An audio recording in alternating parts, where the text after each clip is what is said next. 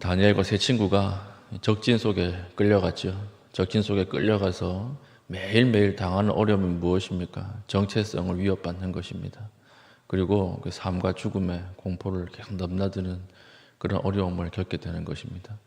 이걸 보면 우리 이 땅을 살아가는 그리스도인과 비슷하다라고 하는 생각이 듭니다.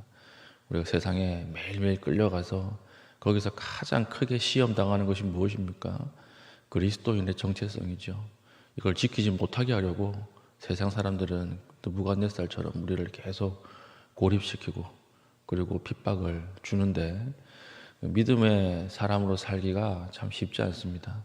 특히 우리 남성들 직장생활 가운데 하나님의 이름을 걸고 이렇게 살아가는 것이 참 쉽지 않은 것 같습니다. 직장생활 하는 제 친구들도 전화를 하면 너무 힘들대요. 주일날 가서 예배 드리는 게 힘들대요. 진짜 체력적으로 힘들다는 말이 아니라 직장 생활을 하면서 너무 많은 죄를 지어서 하나님 앞에 나가는 것이 민망할 정도라고 하는 거예요.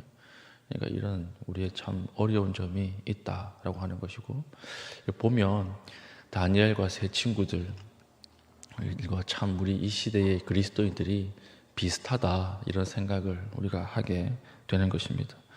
적진 한가운데서 우리 어떻게 끝까지 믿음을 지키고 버틸 수 있을까요?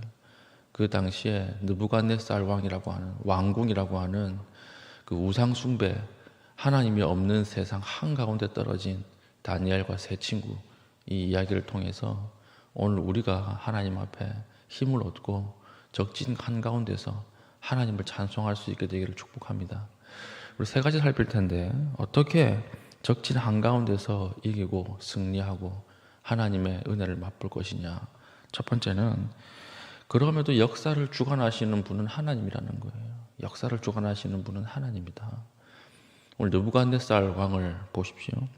이름은 좀 귀엽죠. 느부갓네살 그러니까 뭐 귀여운 것처럼 보이는데 이 왕이 귀여운 왕이 절대 아니에요. 이 왕 깡패 왕이에요. 이 왕은 고대의 중근동을 모두 다 힘으로 다스렸던 왕입니다. 근데 마지막에 통치 마지막에 가서 이 왕이 고백하는 내용이 무엇입니까? 1절부터 우리가 3절까지 보면 지금 이 말이 하나님을 모르는 느부갓네살의 고백인지 사도 바울의 고백인지 이것만 보면 구별이 안 가요. 우리 1절 느부갓네살 왕은 천하에 거주하는 모든 백성들과 나라들과 각 언어를 말하는 자들에게 조서를 내리노라. 자기가 다스리는 모든 나라, 그러니까 언어가 다르다 그랬으니까 얼마나 많은 나라를 다스렸다는 것입니까? 굉장히 많은 나라를 다스렸는데 이 모든 사람에게 왕의 이름으로 조서를 내렸다는 거예요. 얼마나 무서운 조서였겠어요? 얼마나 어미로운 조서였겠습니까? 근데 조서의 내용이 무엇이었습니까? 너희에게 큰 평강이 있을지어다. 이 사도 바울이 하는 말이에요. 그렇죠? 그리고 나서 고백이 무슨 고백입니까? 2절 지극히 높으신 하나님이 내게 행하신 이적과 놀라운 일을 내가 알게 하기를 즐겨 하노라. 3절 참으로 크도다 그의 이적이요 참으로 능하도다 그의 놀라운 일이요 그의 나라는 영원한 나라요 그의 통치는 대대에 이르리로다. 이거 하나님 모르는 사람이 하는 말이에요. 이 말이. 그리고 뒤에 가면요 고레스라고 하는 왕이 딱 등장해가지고 갑자기 포로로 끌려온 유다 백성을 보고 너희들 여기 왜 있냐 이러면서 돌아가라. 아무 이유 없이 포로 귀환을 명령해 버리는 것입니다. 하나님 모르는 왕이거든요. 이방 왕이거든요. 이걸 봤을 때 다니엘서는 우리에게 무슨 교훈을 주고 있는 것입니까?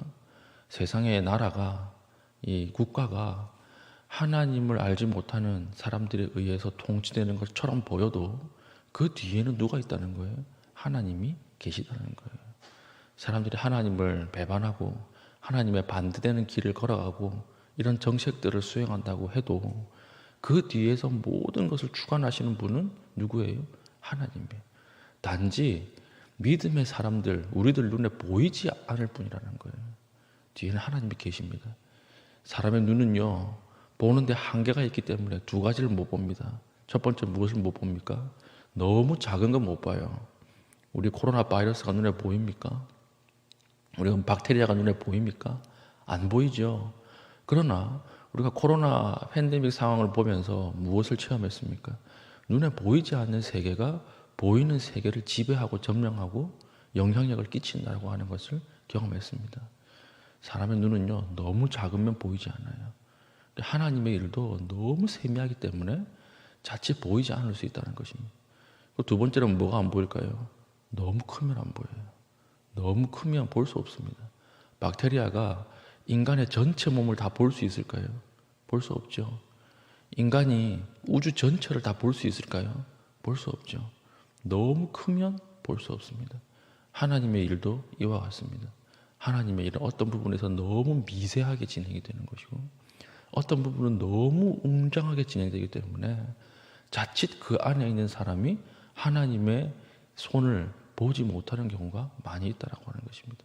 그러나 사실은 무엇입니까?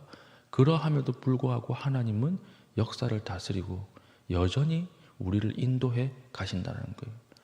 이여령 씨가 쓴 아티클에 이런 이야기가 있더라고요.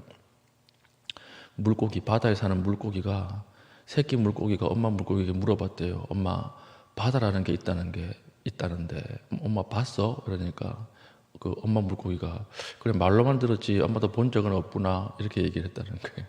왜 그렇습니까? 그 안에 살면 못 봐요. 그 안에 있으면 바다가 너무 크기 때문에 못 보는 것입니다. 우리의 이야기라고 하는 것이죠.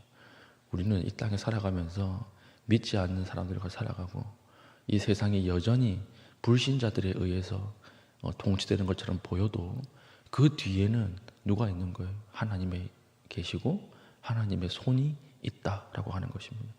이 시각이 있을 때, 이것을 볼 수 있을 때 우리 믿음은 적진 한가운데서도 흔들리지 않는 거예요. 오늘 또 출근하면 그 상사가 괴롭히겠죠. 또 사회적 그 악의 구조가 나를 막 흔들겠죠. 정체성을 뒤흔들겠죠. 그때마다 여전히 그 뒤에 계신 하나님을 바라보십시오. 그때 우리는 흔들리지 않고 이길 수 있다라고 하는 것입니다. 그런 성도 되기를 축복합니다. 두 번째는 이 하나님이 누구의 하나님이어야 됩니까? 그러면 나의 하나님이어야 돼요. 느부갓네살 이게 안 된 거예요. 느부갓네살은 수많은 기적과 은혜를 경험했습니다. 생애 한가운데 이방인임에도 불구하고 다니엘을 통해서요. 그런데 마지막에 뭐가 안 됐어요? 나의 하나님, 나의 하나님이 되어달라는 그 신앙 고백이 안 되었던 사람입니다. 그러니까 고백은 참 거창하게 잘하는 거예요. 하나님에 대해서. 그러나 여전히 하나님을 누구로 고백하고 있습니까? 사드락과 메삭과 다니엘의 하나님. 이 하나님으로 고백하고 있는 것입니다. 그러니까 하나님 앞에 마지막에 말년이 비참하게 끝나는 왕이 느부갓네살 왕이거든요. 그러니까 하나님 앞에 은혜를 많이 경험하는 것이 중요한 것이 아니에요. 기적을 많이 경험하는 것이 중요한 것이 아닙니다. 오늘 내가 나의 하나님과 동행하는 것, 그게 중요한 거예요. 천국은 누가 갑니까? 천국은 기적을 많이 경험할 순서대로 가지 않습니다. 천국은 누가 가느냐? 하나님과 동행한 사람들이 가는 거예요. 하나님을 나의 하나님으로 받아들인 사람들이 가는 거예요. 그러니까 우리는 기적을 경험하면 하나님이 나를 사랑해서 기적을 베푸시는구나 이렇게 생각하는데 그렇지 않습니다. 기적의 최종 목표, 은혜를 베푸시는 최종 목표는 무엇입니까? 나의 고백으로 끝나야 돼요. 나의 하나님, 세상을 움직이시는 하나님, 여전히 나와 함께 하시는 하나님, 이 고백이 되어야 한다라고 하는 것입니다. 느부갓네살은 하나님을 알았고 들었고 고백했지만 여전히 3인칭이었어요. 많은 신들 중에 하나의 신이었어요.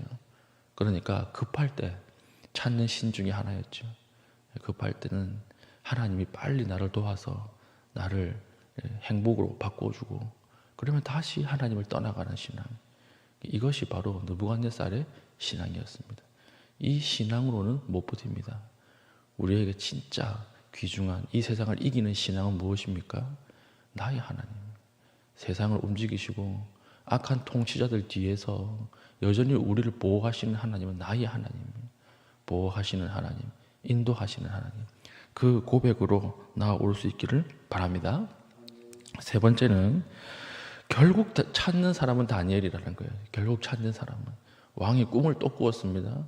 느부갓네살의 두 번째 꿈이죠. 꿈을 꾸는데 이 꿈도 이상한 거예요. 또 번민합니다. 그러니까 세상 천지를 다 다스리는 왕이 꿈 한 번 잘못 꾸니까 잠을 못 자고 번민에 빠지는 거예요. 세상이 이렇습니다. 하나님이 뭐 아무리 대단한 사람, 엄청난 사람이라고 하더라도 그냥 꿈 한 번만 잘못 줘버리면 이 사람 잠 못 자는 거예요.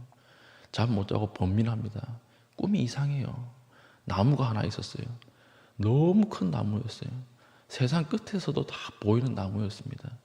근데 이 나무는 누구를 상징해요? 느부갓네살을 상징하고 느부갓네살의 나라를 상징하는 것이었습니다. 근데 이 나무 안에 모든 새들도 다 깃들어서 살고 수많은 이 짐승들, 식물들이 다 기대어서 살고 있는데 어떤 한 통치자가 오더니 나무를 잘라버리는 거예요. 7년 동안 그 짐승같이 또 그 안에 있는 사람을 끌려다니게 만드는 것입니다. 누굴 얘기할까요? 느부갓네살 왕, 이 자신을 얘기하는 것입니다. 그러니까 이걸 해석을 모르니까 처음에는 누구에게 물어봐요? 자기 나라 주변에 무당들에게 물어봐요. 처음부터 왜 다니엘에게 안 물어봤을까요? 다니엘이 부담스러운 거예요. 느부갓네살 왕도 다니엘이 두려운 거예요. 그런데 아무도 해석을 못합니다. 해석을 못하니까 결국 누구에게 나와서 묻습니까? 다니엘에게 와서 하나님의 뜻을 묻는 것입니다. 저는 우리 교회와 여러분들이 이런 축복이 있기를 바라요. 마지막에 찾으시는 한 사람, 마지막에 물어보러 오는 한 사람이 여러분이 되기를 바랍니다. 세상의 사람들이 자기 생각과 자기 경험과 이성으로 다 해보고 그래도 안 될 때 누구를 찾아와야 됩니까? 여러분들을 찾아와야 돼요. 또 어디를 찾아와야 돼요? 교회를 찾아와야 돼요. 저는 우리 교회가 이런 교회가 되길 원합니다. 해보니까 안 되더라는 거예요. 해보니까 더 안 좋아지더라는 것입니다. 그때 두 손 다 털고 하나님 앞에 나와야 돼요. 그때 두 손 다 털고 여러분들 앞에 기도해 달라고 안 믿는 사람의 입에서 그런 말이 나와야 돼요. 그러기 위해서는 어떻게 해야 됩니까? 평소에 신실해야 돼요. 구별되어 있어야 돼요. 다니엘이 그랬던 거예요. 다니엘이 여전히 하나님 앞에서 신실했고 여전히 세상의 그 우상 문화 한가운데서도 하나님에 대한 믿음을 버리지 않고 있으니까 조롱하던 사람들이 가장 큰 어려움 가운데 빠졌을 때 누구에게 와요? 다니엘에게 오는 거예요. 여기는 뭔가 있다라고 생각을 하는 거예요. 이 사람은 뭔가 다르다고 생각하는 것입니다. 그러니까 우리가 하나님 앞에 오늘 하루도 결단해야 할 것은 무엇입니까? 거룩하게 살기로 결단하시고 구별되어 살기로 결단하십시오. 그럼 위기 때 하나님께서 찾으시는 한 사람이 여러분과 우리 교회가 될 줄로 믿습니다. 적진 속에 그리스도인들이 어떻게 살아야 할 것인가 오늘 세 가지로 살폈습니다. 첫 번째는 역사를 주관하시는 하나님 여전히 우리를 인도하심을 믿으라 라고 하는 것이고, 두 번째, 이 하나님이 나의 하나님이라고 하는 고백으로 오늘 하루를 살라 라고 하는, 세 번째로 하나님 마지막에 찾으시는 한 사람이 되라. 그러기 위해서는 오늘 하루 거룩을 가지고 구별되어 사는 삶을 살아야 한다라고 하는 것입니다. 본문은 길었지만 오늘 세 가지로 압축해서 이 말씀을 정리합니다. 오늘 마음속에 깊이 붙잡고 또 기도의 자리를 나가는 순간 세상의 공격이 있어요. 나가는 순간 우리를 시험에 빠지게 하는 사람이 있습니다. 그 사람을 보지 말고 그 뒤에 여전히 우리를 인도하시는 하나님을 바라보므로 우리의 마음이 평안 가운데 임하는 그런 은혜가 있기를 축복합니다. 아멘. 기도하겠습니다. 하나님의 영원한 통치를 기억하게 하시고 오늘 하루도 성령으로 충만하게 살아갈 수 있도록 은혜 베풀어 주시옵소서. 기도하신 뒤에 개인적인 기도의 제목으로 기도하시고 자유롭게 돌아가시겠습니다.